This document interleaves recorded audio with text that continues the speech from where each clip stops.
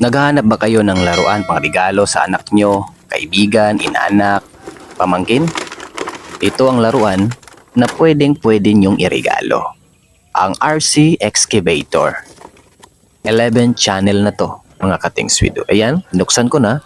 Siyempre sa ating box ay meron siyempre ang remote na 2.4 GHz. Ayan, meron din siyang kanyang antena para sa signal ng ating excavator.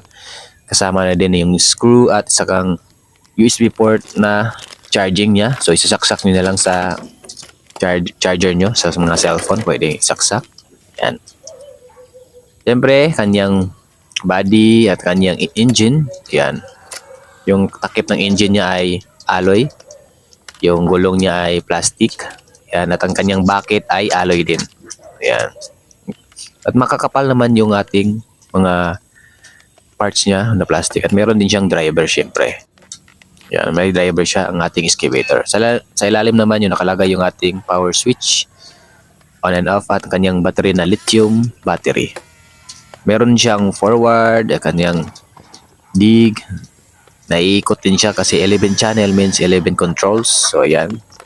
Naiikot din yung gulong niya, kanyang body, forward at reverse. Meron siyang dig at saka unload. Yan.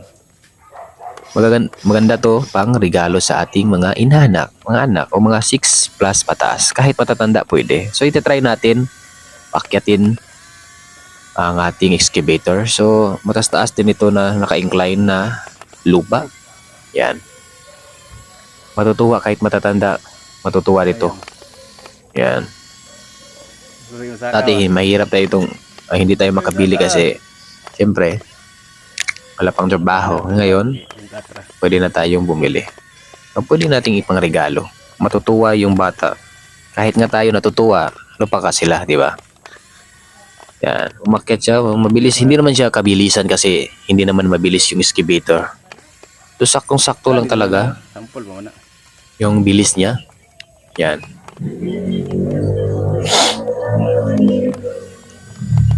So, pababa natin. Kikita nyo naman yung kanyang function. So, hindi ito fast forward So, ano actual na nangyayari sa pag-control ko, yun din yung kabilis ng ating RC Excavator 11 channel. Yan. Meron din siyang demo mode. Yan. So, kapag pinindit nyo yung demo mode at meron din siyang sounds effect. Yan. So, kuso na siyang gagalaw at hindi na kayo magkocontrol. Yan. Siyempre, mas maganda kung meron kayong mga buhangin na hindi ganong nakakompact. So, mas madali niyang makuha yung kanyang bucket. Yan. Pero sa matitigas, malabo. Ayan. So, maganda siya guys. Meron din siyang ilaw. Yan. Control din siya, ma-on and off. Yan.